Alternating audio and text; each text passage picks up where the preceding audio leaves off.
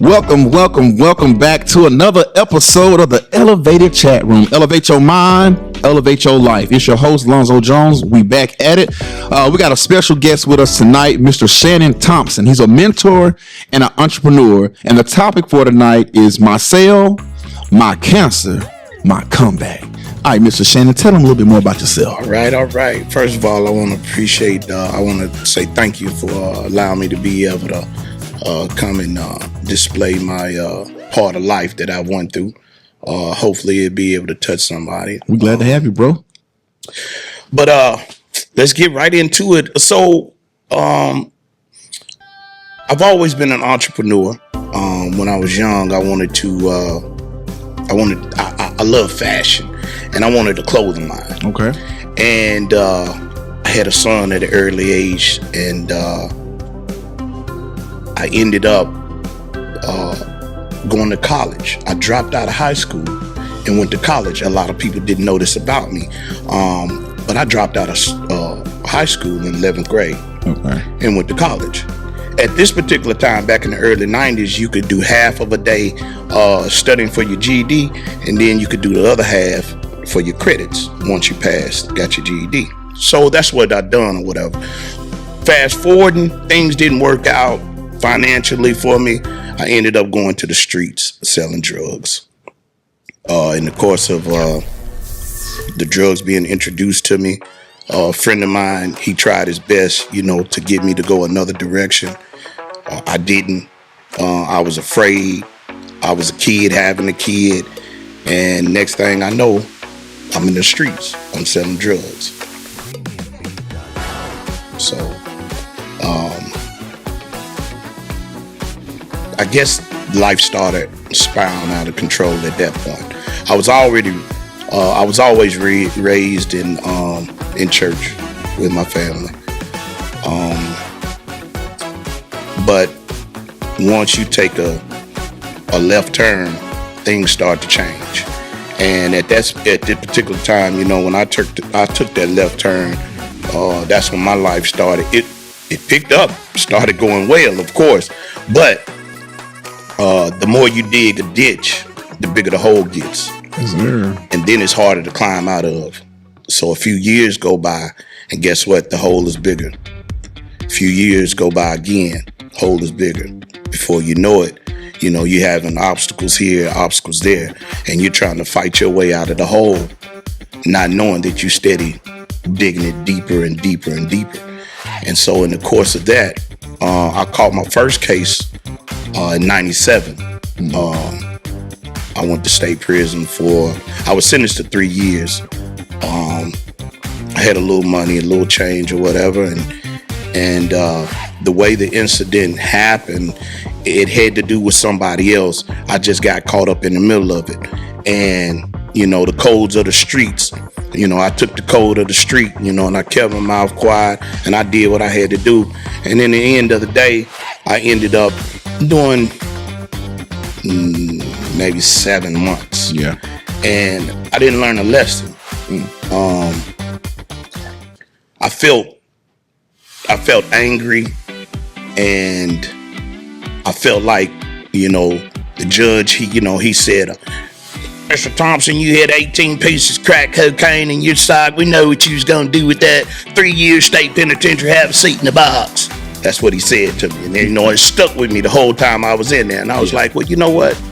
I did have it, but you didn't ask me, was I selling? You wouldn't ask me, was I taking? You know what I'm saying? You just assumed, and you just automatically told me this is what I'm finna do, so I'm finna go to prison. So I made a decision, well, when I get out, I'm gonna be everything you said I was.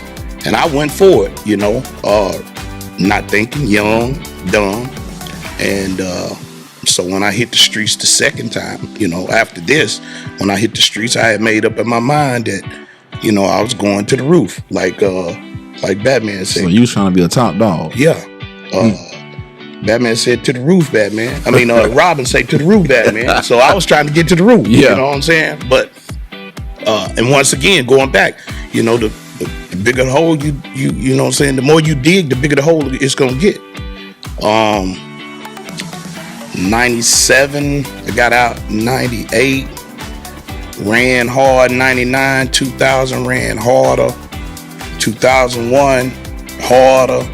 Next thing I know, before I know it, it's 2004. I catch another case. Well, let me back up. I catch another case in 2000, but the case I catch in 2000, I fought hard for it, and I was set up, and I took them to trial. Once again, I took them to trial, but this time I won on the technicality based off of, you know, it was based off of lies. So you would think, this is 2000. I went down in 98. I caught the case in 97, went down in 98. You would think that I learned my lesson. And at this particular time, I was doing fairly well. I had I started a business, and I was trying to get out. But in 2000, when everything happened in, I still was fluctuating and kind of like jump rope. You know what I'm saying? Double Dutch, you know, trying to jump in and out, jump in and out. So I was doing that in 2000. And then it seems like, in my opinion, when you're doing something wrong and you're trying to stop, it gets better. So, you know, like, I was trying to get out, and but the enemy won't let you out. It got better. It got a little sweeter for you. And let me tell you, let me go back. So let me tell you why I tried to get out. So once again, I'm going back. You know, I grew up in church, and, you know, I stayed in church. I was in church off and on. But one Christmas, man, I was so proud, man. I was involved in a car wreck, first of all, and I got a large settlement in the car wreck, and I'm doing fairly well in the streets. And man, I spent about $1,000, $1,200 for my mama for Christmas. Man, I had bags everywhere, man. I felt so good going in the house. She was so happy. She was opening up all of them. It was like 30 minutes before she got through opening all of them. Man, the next day she calls me up. She was like, "Can you come out here?" It's like, all right. So I go see my mom, and she got this look on her face. You know, it's half disappointing and half, you know, cheer. You know, it's a different look. She finally says, you know, "I appreciate everything you done, and I really like all the gifts," she said, "but I can't accept them." And I was like, "Why?" And she was like, "You don't have a job." And I was like, "Oh no." I said, "You know, I won this. I told you about the lawsuit, so I just spent some." She said, "Nah, it doesn't matter." She said, "I know what you're doing. You know what you're doing, and I can't accept it." And that broke my heart. But did it break your heart enough for you to stop? No. So what? But what it done? Hold on. What it done? I answered that question. So, but what it done was, that's when I started my first business. Okay. That was my outlet. I started a pressure washing business. Okay. And that was my way of saying, hey, it hurt me to the point to where I couldn't stop at that very moment. I wasn't strong enough, but I was mentally prepared to say, hey, I love my mama enough to not disappoint her anymore. So I got enough money. Let me start something, and let me start easing my way out of this. Yeah. And I'm going back. Like I said, the more you dig, the bigger the hole is going to get. Yeah. And right when you think you're trying to get out, it gets better, you know? Yeah. Or sweeter. So at this point, I start the pressure washer business. I find a building. I start a rim shop. No one African American had a rim shop in the area. So I get with a guy out of Atlanta. I start investigating. I start a rim shop. Well, in the course of that, I see an ad in the newspaper about a janitorial service. So I buy into a franchise. I'm doing all of the right things at this moment. But man, that devil knocking at the back door hard. Like he beating, like here. And I'm like, okay. But now I'm in a position to where I can really do the business and kind of not even show my face over here. And in the course of that, I started meeting different people that helped the situation go a little smoother. Yeah. And right when I get ready to get out, my pops passed. When he passed, it turns my world upside down. I mean, I was drinking, and rule of thumb in the streets, you don't mix business with pleasure. True. I started mixing business with pleasure. I have 3 problems that leads me down the rabbit hole, and I've acknowledged them years ago. First, I drink heavy. Second, I started gambling. And then third, I'm cheating. In those 3 orders, I've realized in my life it comes just like that. That's my state of depression. And so that hit with my dad when he passed. And so when that happened, I was all over the place. This was 2004. My birthday's in February. In February, I take the whole month off. I don't care, business, streets, I don't care. I take the whole month off. It's only 28 days. February gets the least of days of the year. I take the 28 days, the whole month. Well, in the course of that, I break my rule. I end up doing business when I ain't supposed to. March the 4th, I catch another case. This is like few days, February 28th, March 4th, 4 days after, February, we into March, I catch another case. Well, by the time I catch this case, this the big one. This is the mother of the mothers. The hole can't get no bigger. My shovel ain't big enough. This hole big, So at this point, I come into a situation to where I'm remodeling the house. Like, I got a lot of things going on. And with my pops gone, he was like my best friend. And it's like my whole world is just, it's collapsing now. Like, I'm starting to see the dirt fall back into the hole. But it ain't falling, strong enough for me to stand on it and come out of it. It's just trickling down to let me know how deep it is, And at this point, it starts to just unravel. And when I say unravel, the first 2 cases I caught was state. Well, this third one, it was federal. What makes it federal? The amount of drugs.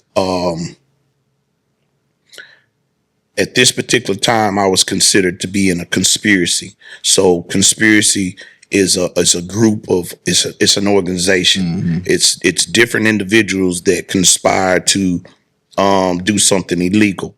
So there was a few guys who had got arrested a few days before me. This was a year later. They got arrested, and so they involved me into the conspiracy. I got caught in March the 4th. The conspiracy happened. It was going on. Yeah. Earlier part. We just didn't know about it. So I got tied into that. And like, once again, the hole was too deep. My shovel wasn't, I couldn't even dig no more. That was just that big. So how long were you in prison this time when everything just hit the fan? How much time you end up doing? I got a partner of mine. He always laughs because I keep it exact. 3,187 days. I tell him all the time, what I'm saying? Sometimes he called me, he said, T, how much time you do? I said, Doc, I did 3,187 days. So how many months is that? What's that in far? That's 8 years, 9 months. Whew. 8 years? 8 years, 9 months. See, when I was in elementary, they told me to round to the nearest 10. So I round to the nearest 10. Which one's closer? 9 to 12 or 9 to 8? 8 and 9 is closer. Okay, so I'm looking at far as in month wise, you only got 3 months. And then you got to complete it the whole year, right? So that's why I say 9 years. Boy, I did 9 years. That is like, I couldn't even imagine like what goes through your mind, like how you stay sane. Let's go there. So while you in there doing those 9 years, like how do you stay, in your right mind? And how do you, and what hope do you have? Well, okay, so rewinding back, when I went to state the first time, there's a difference between state time and federal time. So state time is dog eat dog. Like, it's guys in there don't have nothing. They don't have family. They treacherous. They grimy, manipulative, sneaky. Now you got that in the feds too. But the thing about the feds is that you got more people that have something. Okay. They have a connection, if nothing else. They have family. Strong friends. The feds just don't take anybody. And then a difference is that you're gonna work in the feds. Okay. You're gonna get a check every month. Oh, for real? Oh yeah. You're gonna get, because you're gonna work. I don't care if you clean up the bathroom every morning. You working 5 days out of the week. Okay. So they're gonna give you a little check at the end of the month. So if you don't have a family member or you don't have any money, you still gonna have enough money to, buy you some dish detergent or laundry detergent or some snacks or something like that. So in the state, if you ain't got nothing, you ain't got nothing. It'll cause a person to steal from you. Gotcha. And if they steal from you, if you continue to let that happen, then people gonna keep on trying to take advantage of you, and and then it becomes a homosexual act. You know what I'm saying? You're trading something for something. Yeah. And so you always looking over your back, like constantly in the state.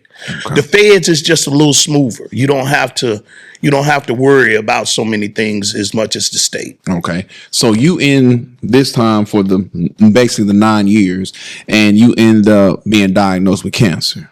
Correct. Okay. So how did that come about as far as you being diagnosed with cancer? So going back, once my pops passed, I'm not in full attention mode with self. Everything's going downhill.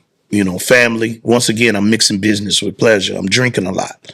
I will be what you call an alcoholic at this particular time. A sociable alcoholic. Functioning. Gotcha. Yeah. So during this time, when I go to the bathroom to do the number 2, I'm seeing blood in the stool and blood in the water, and it's light. But it's there. It's noticeable. Yeah. So, I have a talk with my mom. She said, that ain't right. Go to the hospital, Well, as a pharmaceutical distributor, I don't have insurance. Yeah. You know what I'm saying? So I go urgent care, Med Plus, and I'm telling them, and they asking questions, when's the last time you had a bowel movement? This, that, and the other. And I'm answering the questions. But in answering the questions, they're not getting to, the problem. They're telling me I'm constipated. And I'm walking out the door like, okay, well, I'm just gonna take some stuff that, that's gonna help me out. Well, this go on a year. Oh, wow. Yeah, it gets worse. Yet, the year that's going on, they come get me. You had a lot going on, bro. Right. So I'm telling you about this hole now. So at the end, you're gonna understand this hole. Yeah. But so when I get locked up, they come get me August the 4th. I do about I think I did 3 months in Scottsboro. and then they ship me to Birmingham. When I get to Birmingham, I do a few weeks in Birmingham, about a month or so in Birmingham, and I started getting these cramps in my genitals. So you play sports, you know when you get grazed, you know that. Yeah, and you like, oh, yeah. But you know that mild feeling, like right when it's finna go away. Yeah, that's that one that crunches you over, and you be like, don't touch me. Don't touch yeah, me. Man, I went through that 45 minutes a day for 8 months straight. So why didn't you get help? Like, what was I'm telling them, listen, I'm locked up now. Right, and I'm telling them, hey, something ain't right. Once again, well, I'm in Anniston, Alabama, because each time when I went to prison in the feds, I got shipped farther and farther away from home. So the feds have this thing called 500 miles away from home, but the trick of it is it's 500 air miles. 500 air miles can put you all the way up towards New York. So, yeah, you know what I'm saying? So that's the trick they get you. You don't pay attention to a lot of things. When they sentenced me to 120 months. You thinking 120 months, that ain't bad. 120 months is 10 years. Yes. If you don't know math, you get screwed quick in your mind. So I'm hurting, and they sending me to the doctor, and they steady telling me, you constipated, this, that, and other. So I get to Atlanta. They do the first blood test when I get to Atlanta. Atlanta has the second oldest prison in the United States. I don't know if you remember He-Man. Yeah, I remember He-Man. Castle Grayskull. Yeah. Okay. Literally, the prison looks like Castle Grayskull. Okay. Like literally, it's still standing right now today. You can pass through there. It's creepy. Yeah. I'm talking about creepy. So I'm there. They do the blood work. Soon as the blood work comes, they ship me to Oklahoma. Now I get to Oklahoma. They done lost my blood work in Atlanta. Now I'm still hurting now every day, at least 45 minutes. Yeah. When I tell you I'm hurting so bad, I'm praying, crying, praying. I'm talking about bad. Like I've never in my life, I've experienced a lot of things. This is the worst I've ever went through. And me and God having some talks, but he ain't talking back. Like I'm doing the talking, I'm doing the praying and everything. I'm hurting. I'm hurting. I get to Oklahoma. They do some more tests. They said, well, they lost your test in Atlanta. They do some more tests. Well, I'm only in Oklahoma for a week. The tests come back. I'm gone again. Now I'm in Kentucky, where I'm finna do my time. So Kentucky, I'm at a prison. I mean, a real prison. There's levels in feds.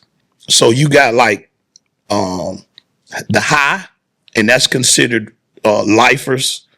That's the rough.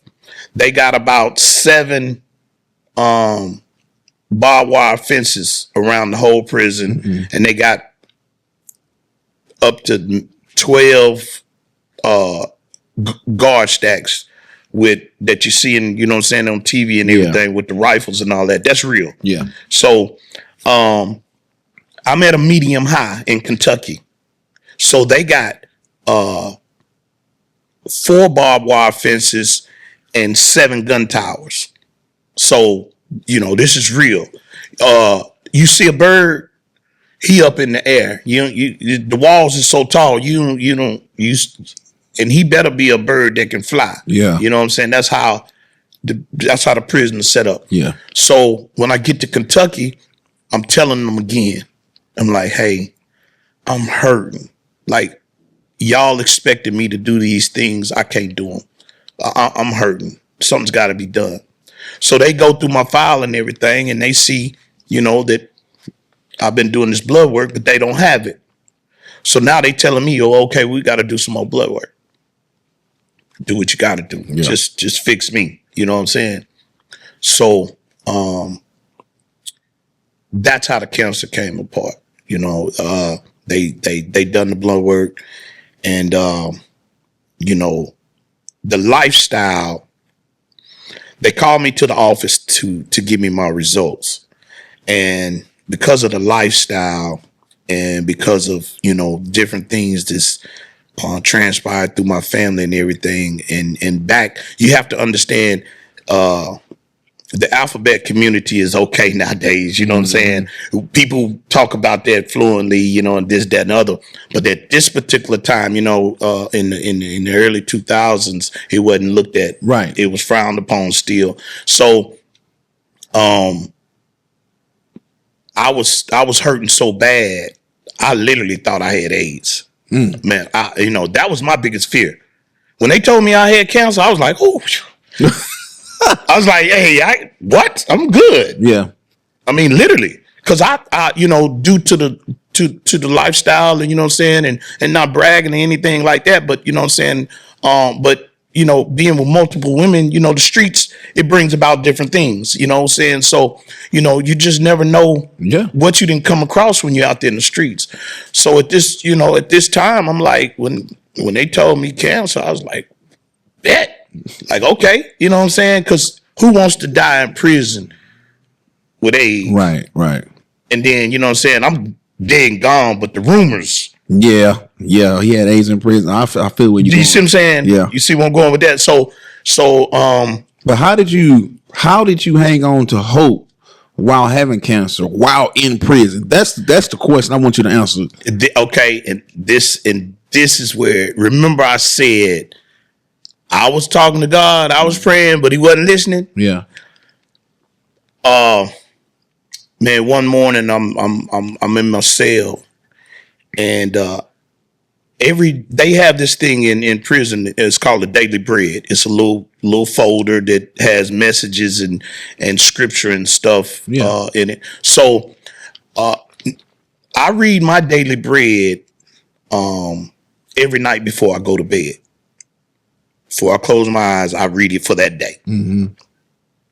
I'm laying in the bunk and I'm hurting. I just, so rewinding, you remember I told you I dropped out of high school to get my GED and go to college. Right. Well, I never got my GED. In the feds, you gonna get an education. They worried about you living because they make money off of you. Mm-hmm. And then they worry about your education. They want you to do better for yourself, in a sense. It's not the greatest. It's prison. Yeah. But they better than the state, once again, in different areas. So I'm in the GED class. I got to check out. And it's rare that you could do that, but I'm hurting so bad. They let me go back to my cell. I go back to the cell. I'm laying on the top bunk. And as I'm laying there, I feel a punch in my side so hard, I jump up to see if my cellie in there. I think I done fell asleep, and I think he didn't punch me. I mean, literally, I feel a punch in my side. And I jump up and I look, and no one's there but me. I'm like, wow. I lay back down. I'm still hurting.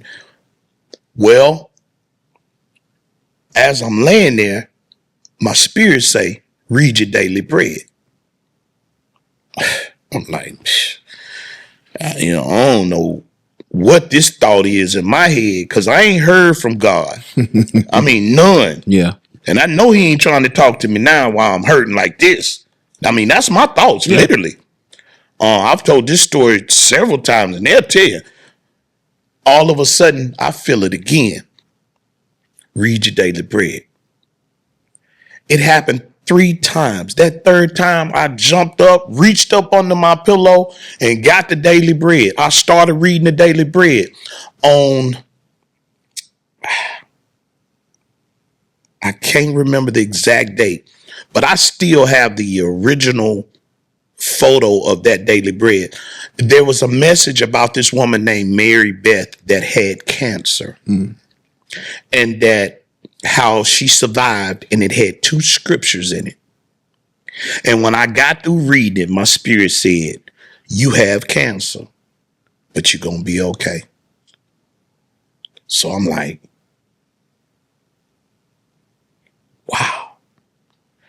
20 minutes later, my name come over the intercom. I got to go down to the clinic. My test results come in.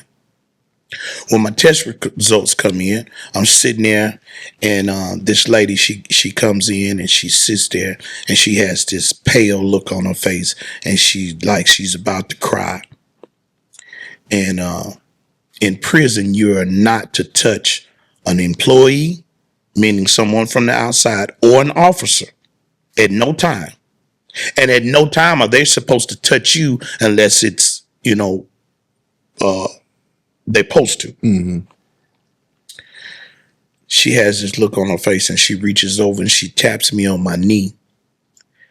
And she says, Mr. Thompson, I'm sorry to inform you, you have cancer. And I don't know the look on my face, but whatever look on my face, I'm assuming I had a look on my face like, okay, I'm all right. Mm-hmm. You know what I'm saying? Because she was stunned. And she said, Mr. Thompson, do you understand what I just said? I said, yes, ma'am. She said, can you repeat back to me what I said? Mm-hmm. I said, you said I got cancer. She don't know in my mind, though, the other thoughts, like, right. You know what I'm saying, that I did have. But she said, you have cancer. I said, yeah, I told her, I said, you said I had cancer. And she says, so how do you feel about that? I said, I'm okay. And once again, I don't know the look that's on my face, but whatever it was, it's got her puzzled. And she says, like, I'm delusional or something. She says, and pats me on my knee again. She says, Mr. Thompson, you have cancer. You have colon cancer. Your test results came back and said that you have 2 tumors and they're cancerous, and you have colon cancer. I tapped her on her leg and I said, but God said I'm going to be okay. Hmm. So the answer to your question, that moment, right when I read that daily bread, I knew God had talked to me. That was God. That was the Spirit. That was the Holy Ghost. However a spiritual person want to say it. Yeah. I just know that it came from God, and I was okay. And at that moment right there, I was okay. That's good. That's good. So even in a sad situation, even in when you're confined, God was still able to break through all walls, prison walls, mental walls, spiritual walls, and still speak to you and still be God. I mean, that's powerful in itself, that out of all the things you did, God was like, no, I still got grace for him. Absolutely. I still got a purpose for him. Absolutely. And I still got healing for him. Absolutely. And you had just gotten in prison, right? How long were you in by the time you got? I had been incarcerated 8 months by the time I got diagnosed. So you just starting really into the first phase of your sentence. I'm first phase of my sentence, yes. Man, so you said that right there was something for you to hold on to that kept you going. And then my next thing would be this, outside of God and the Holy Spirit just speaking to you, was there any person that played a role during your sentence and during your sickness that was inspiration or that helped you through it? So there were several people, but to kind of charter it in line, the first person, when I got to, so they sent me to, once they diagnosed me, and I got to tell this. So when I found out that I had the 2 tumors, I want to explain how prison is, in a sense, the violating, the whole 9 yards that you may see on TV. It's real. It's like real. So I was in Kentucky. So they had to chain me up. They had to take me over into Tennessee to the nearest hospital. All right. They chained me. They did a colonoscopy. I was supposed to stay in the hospital until my diagnosis came back, which they done it on a Thursday, and they was trying to say that my test results wouldn't come back until a Tuesday, right? Now, you would think, okay, I don't want to go back to prison. You would think that I would not want to go back to prison. Strangely, I begged to go back. They had a log chain that was at least 3, maybe 4 yards, chained to the bed with a lock on it, and they had handcuffs chained to the log chain, and my wrist was chained to the bed. So I got the left foot free and the right arm free. Yeah. And I'm like this under a nightgown, with your tail out. Yeah. And every time I got to get up to go to the bathroom, they got to unlock all of this to let me go to the bathroom. And they go to the bathroom with you. Well, at that particular time, I didn't know I had a pending case, and I was looking at life in the state. I had another case pending, and I didn't know about it. So it was in my paperwork. I found out in the hospital that I got this other case, and this is why they treat me hostile. The log chain, I was asleep, and the log chain fell and woke me up out of my sleep, and it seemed like it was just going to never stop falling. It was just like, that's how long it was. Doctor came in the next morning, and I begged him. I said, man, send me back. I can't sit here to Tuesday. Send me back. And he looked at me and he said, I'll see what I can do. I said, Doc, please send me back. And they sent me back. Found out, once again, I found out I did have a cancer. And so at that point, they sent me to North Carolina, to Butner. It's where R. Kelly is right now. And it's a medical prison. And the first day we get there, there's other guys in there. They have what you call orderlies. Orderlies are guys that help keep the prison clean. Okay. So you had a few guys that were shipped over there, basically good behavior. And it was like 3 guys, they were orderlies. The rest of the guys, and there's about 9 of us in there. So 6 of us are sick with some type of illness. Yeah. There's this big old dude out of Chicago. He got like naturally good hair, but it kind of looked like old school Jerry curl. His name, Big Mike. We call him Big Mike. Now, this is where my inspiration comes. This is the answer. One of the guys, Big Mike, we sitting there, we eating lunch. Big Mike say, hey, my name is Michael such and such. They call me Big Mike.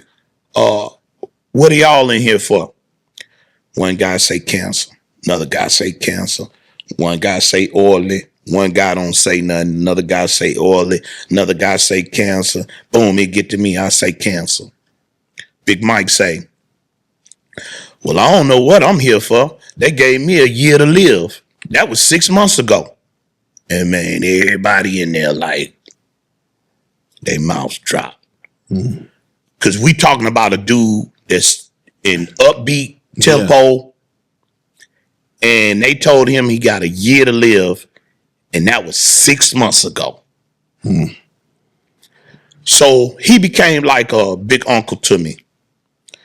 A few days after I get there, they send me to Duke University, Duke Hospital. I have my surgery there.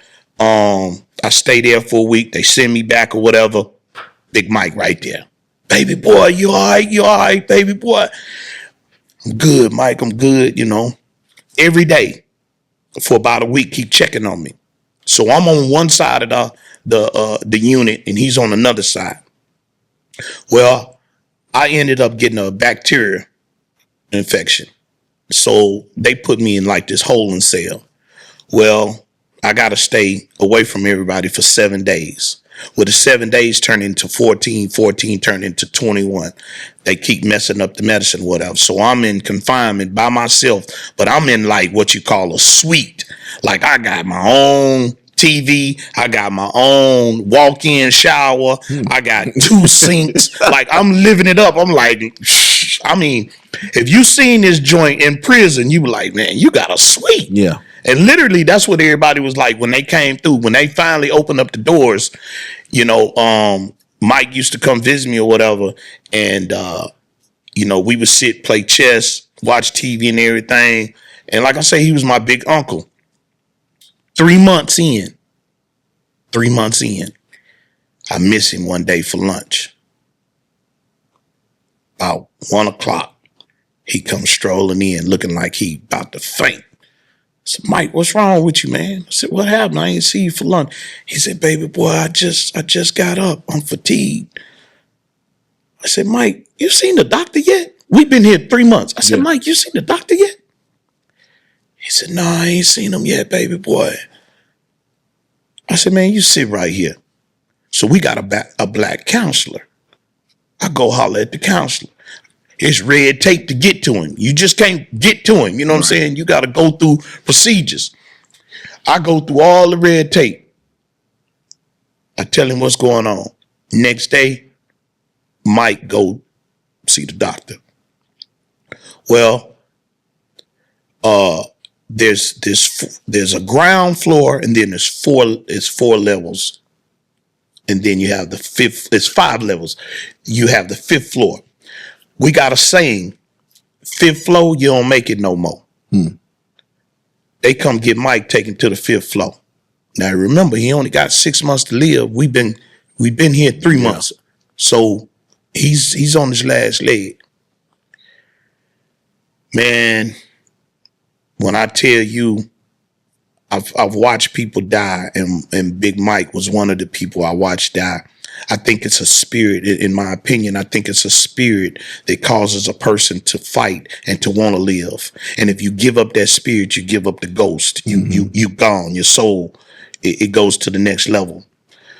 Man, Big Mike, he fought. So Big Mike had a liver cancer. So his liver was shutting down, and he would get filled up with toxin to where the whites of his eyes would be fluorescent yellow, and he would go into a coma state. So they sent him out the first time and flushed him, and the counselor said, hey, I don't think he's coming back. Man, a few days later, Mike, now I'm on the 4th floor. There's an elevator. It's an act of magic to, get from one floor to another. Every 50 minutes, there's a 10-minute move. So you have to get to where you're going within 10 minutes. So 10:50, you got to 11 o'clock. You know what I'm saying, to get where you're going. So Mike, this is between. I don't know how he did it. He done it like several times though, but he was able to get to the 4th floor, and it's a corridor. So you got to beat on the glass or whatever to get in, and the officer has to buzz you in. So they didn't gave up on Mike. This is the first time they come get me. T, man, you ain't gonna believe who in the corridor. You ain't gonna believe who in the corridor. I'm like, who? They say, Big Mike. I jump up out of bed. I run. Sure enough, Mike, he give me the thumbs up. We get him in there, man. We celebrating. He supposed to be gone. Yeah. Man, this happened 3 times. The 3rd time it happened, we got with the counselor, and the counselor got his aunt on the phone. His folks didn't know where he was or nothing. Mm-hmm. He had a daughter, and all he used to talk about was his grandbaby, his grandson. You know what I'm saying? And I just kept the hope, knowing that it just wasn't going to happen. I mean, you know what I'm saying? It's on God. Yeah. But statistically, and what was going on, so he was able to talk to his aunt. This was like a Thursday. She was getting on the plane flying in Friday. We talked with the counselor. Counselor talked to her. He had everything set up. It was going to be a special visit. She was supposed to fly in Friday night. And Mike passed next morning. Mm. So now that was my first inspiration, because like I wanted to make sure that everything we spoke about, because when you're in a certain situation, it causes you to think of a change, but it doesn't necessarily make you change. True. So I was in a conscious state of wanting to change.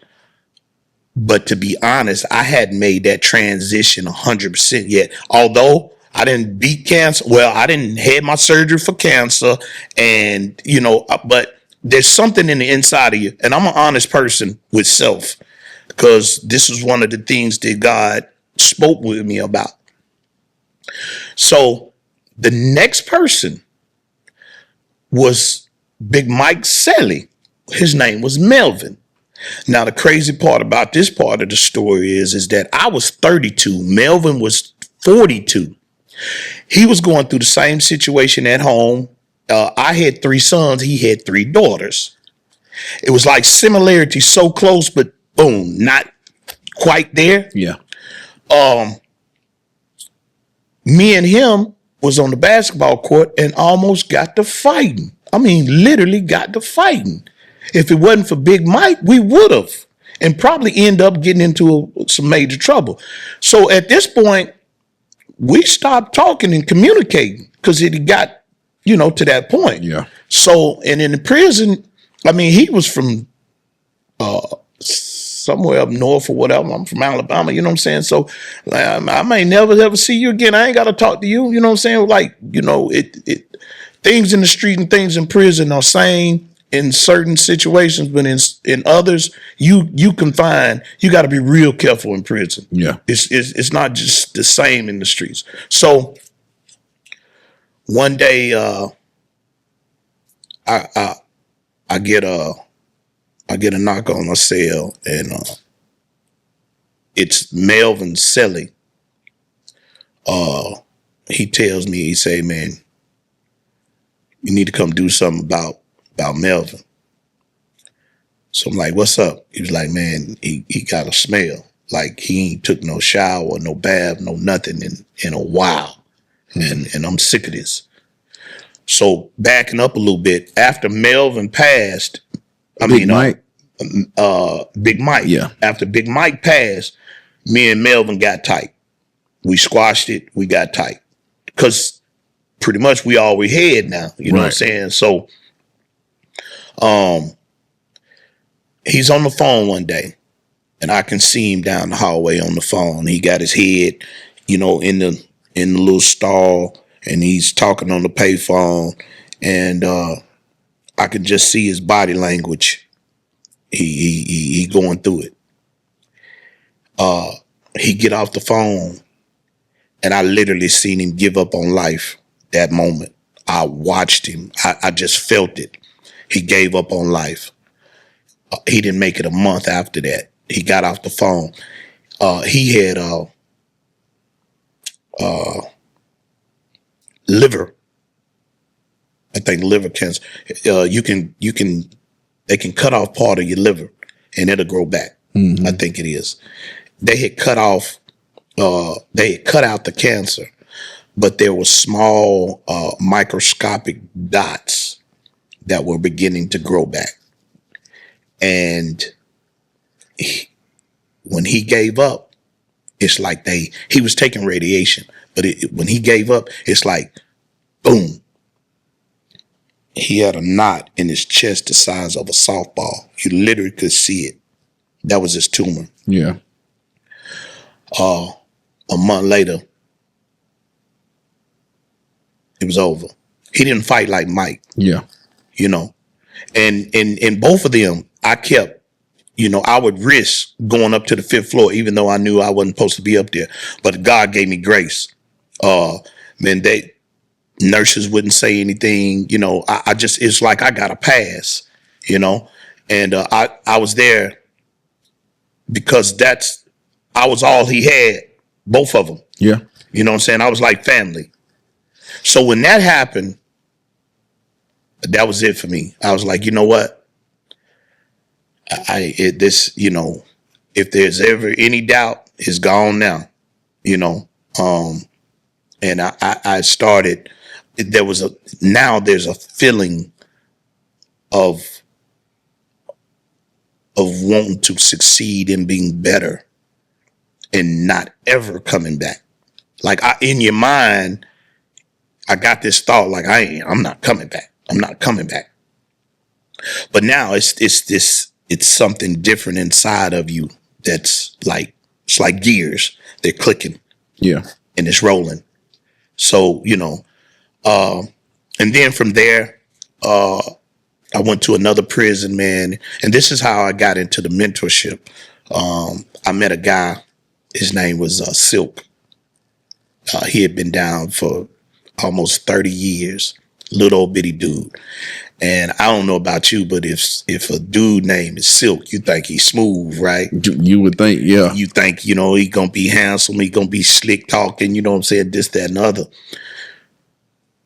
Man, so I'm going through change of weather. So I'm in Ohio. And so when I get to Ohio, and when you're in prison, you're gonna eat better. You stress, you're not going to stress. I mean, if you stress and you want to stress over something, long story short, I'm in the best health of my life. I mean, I'm physically fit. I'm spiritually, mentally, and physically, I'm all the way. I'm like hitting on all cylinders. So when I get there, I got a beard like a Muslim. I mean, it's full. It's tight. They think I'm a Muslim because I interact with the Muslims. I'm a Christian, but I interact with the Muslims because I know the language. I've studied with them. I have an understanding. So in the course of becoming more spiritual and listening to God, I'm learning a lot of things. So when I hit the compound, they think I'm a Muslim. So dude come up to me, they test you, see how sharp you are. So, I feel I'm pretty sharp because the dude, and Muslims, they hold themselves a certain type of way, and they're either gonna have their hands to the front or they're gonna have their hands to the back. They're gonna be just neat, and they're gonna speak to you, and they're gonna see where your intellect is through a course of simple questions. So the guy tells me, he says, man, I want you to meet this guy named Silk. We call him Silk. He called his real name. I was like, sure. So when he leaves, you know what I'm saying? First he greets me and I greet him back. Furthermore, makes him assume that I'm a Muslim. So when he departs, I speak the language. So about 2 days later, coming down the corridor, on compound, and they was like, man, there goes Silk right there. It's about 7, 8 dudes, and the one dude that I'm thinking is Silk ain't him. He a little bitty dude. He got braids, hair about to fall out. The braids is, but man, when this brother opened up his mouth, and but he was a Christian. And we went to talking. This dude ran the compound. I mean, literally ran the compound. There was finna be a brawl between the Hispanics and the blacks, and the warden went got Silk. They shut the whole compound down. Went got Silk and asked Silk if he could resolve it because it was finna get ugly, and he did. Mm. But he was that was the third person that kind of helped me on that journey, going to the question. And then after that, it's a multiple. I feel you. So you've had various people at various stages that stood out to you and that helped you kind of overcome, like watching them die in prison with the sickness. How did that affect you mentally? Did you feel like it was a possibility that could be you? Or was it more so like, well, I already got my word from God. I know I'm not dying from this, and I just got to make sure I survive and get out of here and don't come back? Once, to be honest, man, fear was gone, period. Like, I didn't give thought to certain things. Yeah. I didn't give thought about going home. I didn't give thought about my children. And I don't want this to sound crazy, but I was spiritually in another place. The Bible says that there's a peace that surpasses all understanding. I was at that peace. Okay.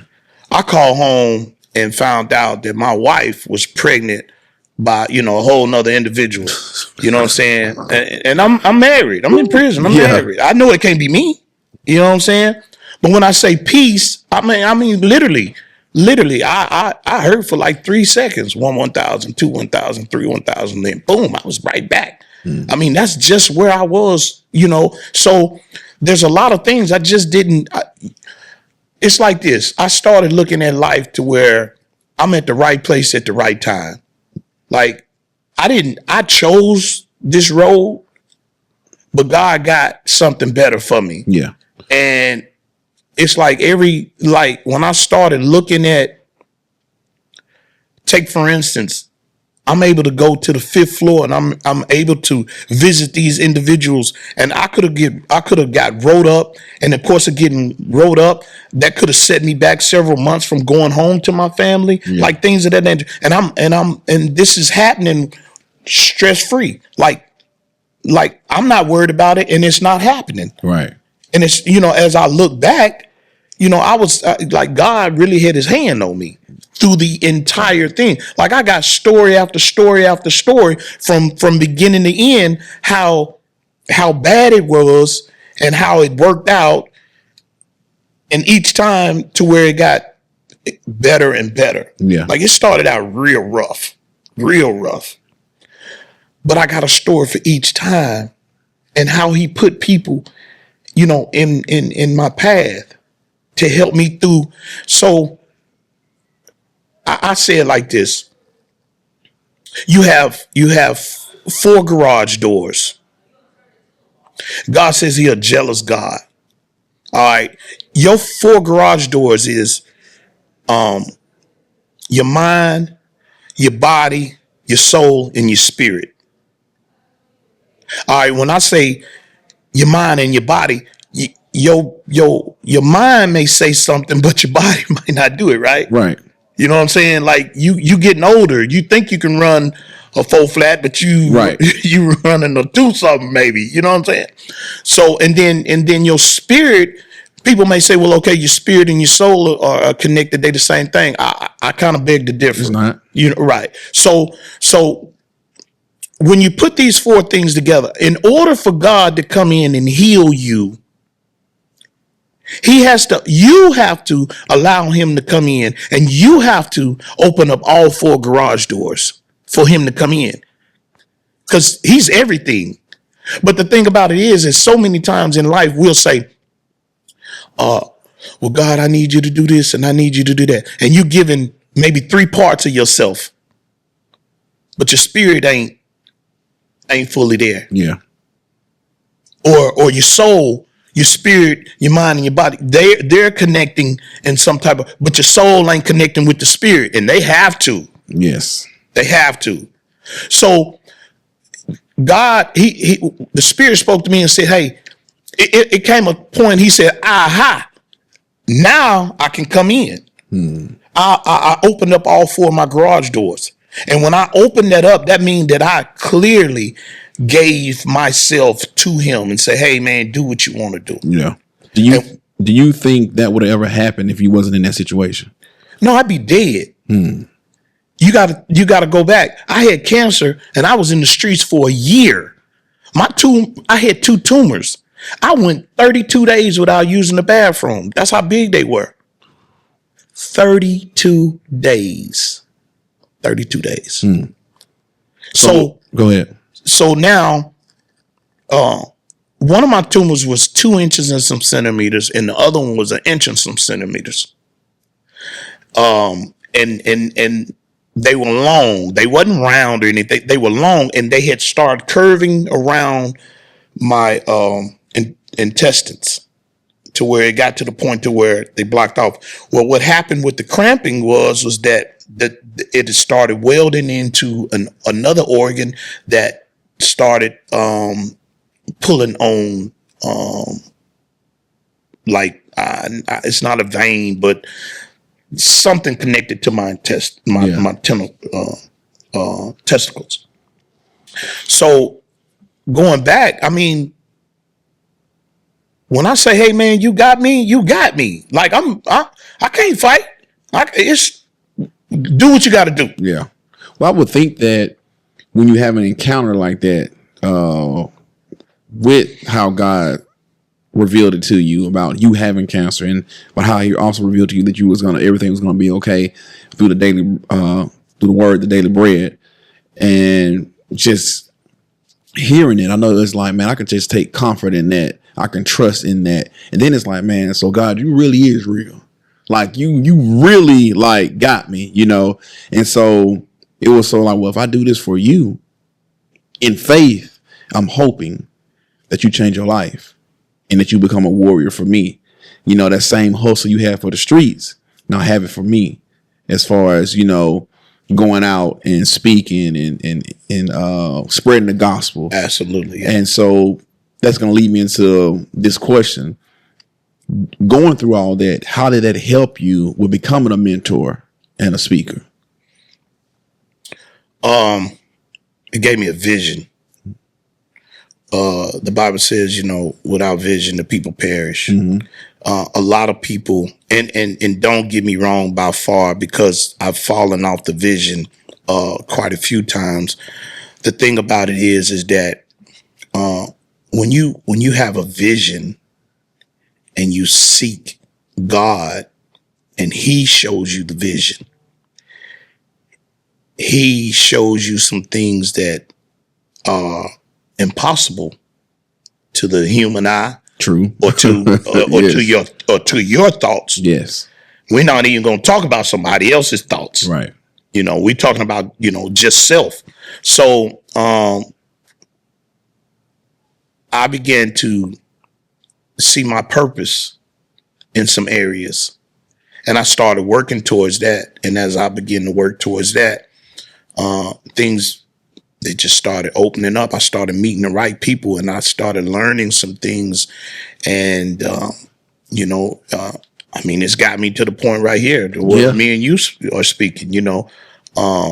We met each other, several years, like when I first came home. And so it just, the vision, like the Spirit gave me something that I could fight for. One of the things is that my Spirit said, "Hey, you was a class clown, what I'm saying, in high school. Elementary, let's see what you can be for me." You know what I'm saying? Like, you can do all of this talking in the streets. You can,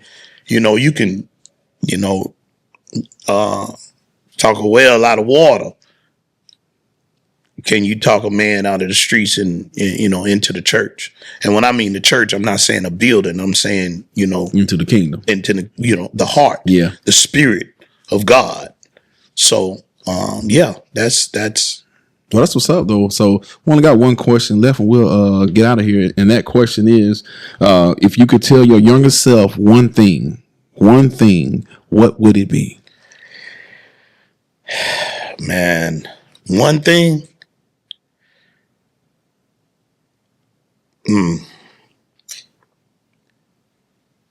That's a hard question. There's several things. I'm gonna say one of the things that I would tell my younger self is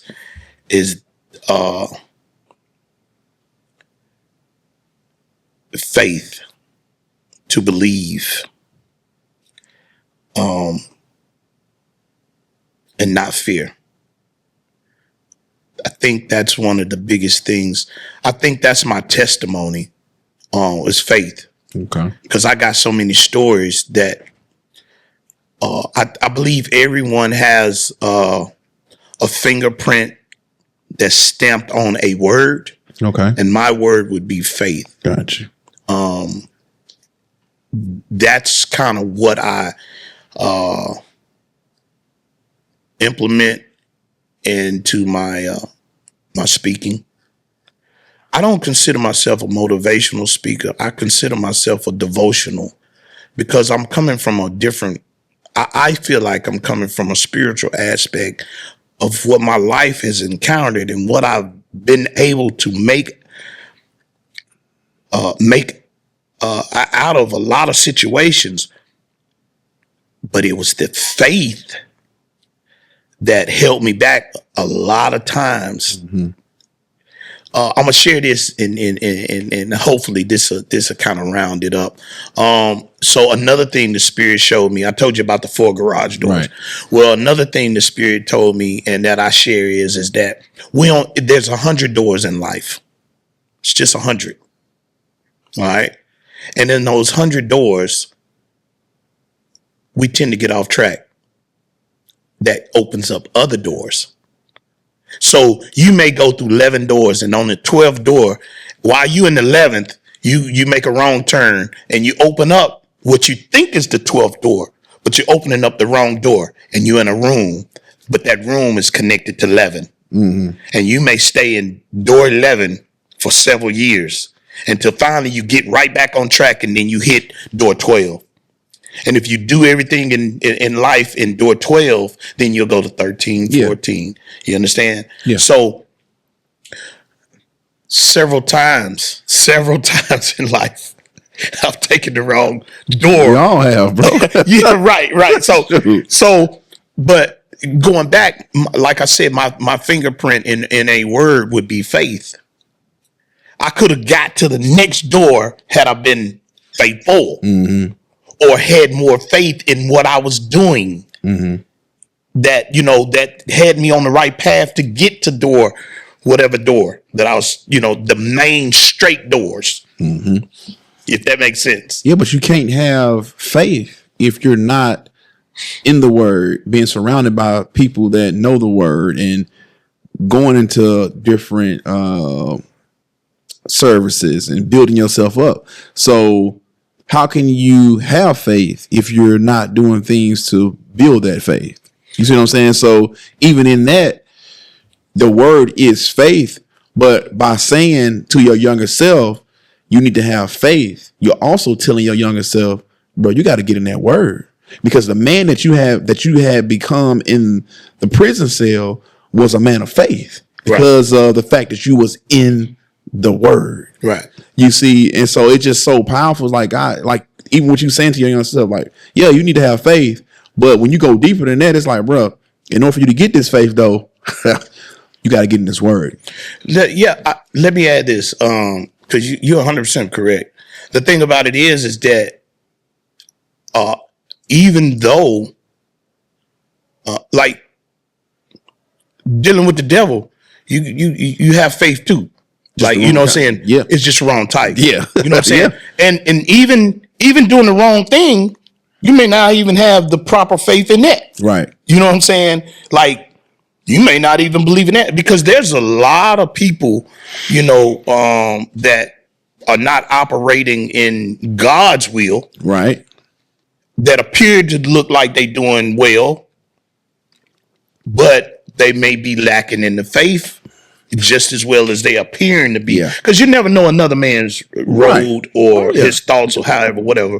And I agree with you 100%. But that's where, if you go back in the beginning, I said I was in the church. I was raised in the church. Right.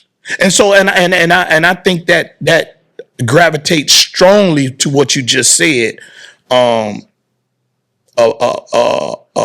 About the fact that, you know what I'm saying, about faith, mm-hmm. about being connected to him.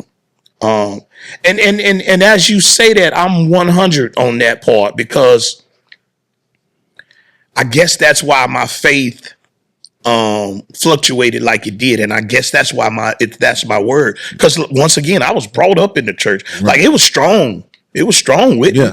I mean, you know what I'm saying? I was one of them ones, you know what I'm saying, from sun up to sundown, in the Baptist with grandma, you know what I'm saying, and my cousins and them, we sitting on the porch during, the interludes and stuff like that, and we got to go back for singing. We going to, like, I done all of that. And then You know, as I got older. But see, that even goes back to the doors you was talking about. Right. Like even back when you did all those things, but you opened up the door as far as your physical body, but your soul was separated from the spirit. Because your soul pretty much overrode the spirit. Right. Because the Holy Spirit is a gentleman. It ain't going to beat your door. It's going to knock. And he gives us free will. We choose as humans, okay, I'm hearing this word. I'm around this word. But you know what? This flesh, this humanity in me loves this thing right here so much. And I don't want to give it up right now, or I don't want to change right now. Because the moment we decide to change and we align it with God's word and we connect to the spirit, we can be changed. Exactly. But it's do you really want to be changed? And do you really want to go through the withdrawals of that thing that you basically been in covenant with? Because we all have been in covenant with something, you know, and that's what makes it so powerful to know. When you have that testimony, it's like, yeah, I can sit here and tell you the things that I was in covenant with, the thing that you was in covenant with, and now look at where God has brought me from. Absolutely. Look at how he delivered me from a prison cell, from cancer, and now my comeback is strong, not because of me, but because I align with the Spirit of God, and God did all the work. I just had to say, you know what, I surrender. You know, I don't want this thing no more. Not my will, but your will. That's right. And when we do that, man, it's like, now don't get me wrong, it ain't always gonna be easy. Absolutely. You know, absolutely. We know absolutely. Is there anything else you want to say before we close out? Let me get this short story. All right. So, have you noticed the shirt that I got on? Yes, I've noticed the shirt. I get attention everywhere I go. Let me tell you the story behind this shirt. All right. First off, tell them what the shirt say. What doesn't kill you make you stronger. It has a mouse on a mouse trap. It has a little cheese, a little water bottle. He's using the mouse trap to work out. Okay. So what doesn't kill you makes you stronger, and that is a true statement. So let me go back. I tell this to the youth when I go out and speak. It's like a icebreaker. Gotcha. First of all, I'm going to tell them, you know, I've been to prison 3,187 days. You know, I'm going to tell them that, you know what I'm saying? But in the course of that, one, I was in Atlanta. Remember, I told you Atlanta is the second oldest prison in the United States. All right. They've shut down the old part and they built onto the new. But in the course of building onto the new, they have rats and mice that ventures over into the new. Mm-hmm. One night I'm in the cell. And I'm by myself, and it's about 2:30, 3 o'clock in the morning. And one thing about your mind, they say is a terrible thing to waste. It's absolutely true, because your mind, it does things that if you don't tap into it, you'll never know. But we have an automatic clock. Like I can tell you right now, I can approximate the time that it is right now based off of the time that I did in prison. You don't have clocks. You don't, you know, you're in a cell by yourself. You hear things, you start, it's a feeling, it's a connection. Right. It's about 2:30, 3 o'clock in the morning.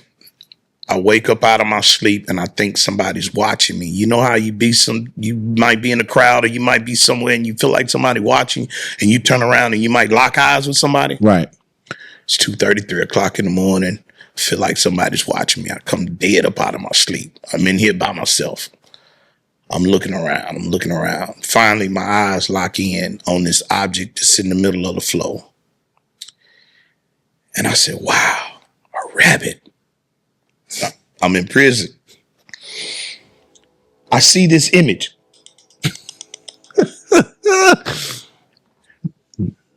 And, you know, I'm like, I'm in prison. Ain't no rabbits in prison. So I pinch myself to make sure that I'm not dreaming. Sure enough, I'm not dreaming. I have a shower shoe. I wear a size 10 and a half, 11. I have a shower shoe that is about a 14. It's way bigger than what, you know. I pick up the shower shoe and I throw it, because at this point, once I pinch myself, this is not a rabbit. Right. And I'm not familiar with rats. I thought, you know, they eat on their stomach. I didn't know that they'll get up on their hinds, and I didn't know this. I'm not a study of creatures like that. I throw the shower shoe, and you remember Dr. Doolittle? Mm-hmm. You remember Eddie Murphy could speak to the animals? Yep. Now my thought is another word, but I'm gonna give you the word, the simple version. This rat looked at me, and if he could talk to me, he said, "Fool, I live here. You just visited." Because he literally didn't move. Yeah. He just stopped, and we caught eye contact. He just looked at me, and I threw this shoe, and it was about like this now. And he did not budge. So now I'm banging on the concrete, because it's concrete. It ain't no, you know what I'm saying? It's concrete. Yeah. Help! Help! Man, I'm beating so hard, the dude in the next cell, he tell me, with some cuss words to shut up. You know what I'm saying? Go back to sleep. I'm telling him, man, there's a rat in here. He don't care. Man, I don't see a guard until the next morning at chow. Don't nobody come to help, no nothing. Finally, after me hollering, I guess he got fed up. And he crawled up under a crack like this right here. Did not know, once again, I ain't do no studying, no, you know what I'm saying? I did not know they didn't have a backbone. Mm-hmm. So his booty was about this big around. He was about this long. Ooh, that was a rat. Tail was this long. From the head to the tail, he was like this right here. And he went up under a crack like this right here. And that was one of the scariest moments. Because they carry diseases and stuff. And for him to be that big, he like he say, I was just visiting. He lived there for a long time. He been there for a long time. So when I ran across this, a dude had drawn this, and he gave it to me. I told him about the story. He said, I got something for you. And he was real good with it or whatever. He had seen this image from somewhere else or whatever. It's online or whatever. But I share this. I wear this all the time, and I share it because it's part of what I went through. Yeah, Did the rat ever come back? No, they told me so. You order commissary. When you order commissary, you remember back in the days when we were young, we had the paper bag grocery sacks. Mm-hmm. Well, that's what they would give us our commissary in. And then the guy told me, he says, roll that up and stick it up under the door.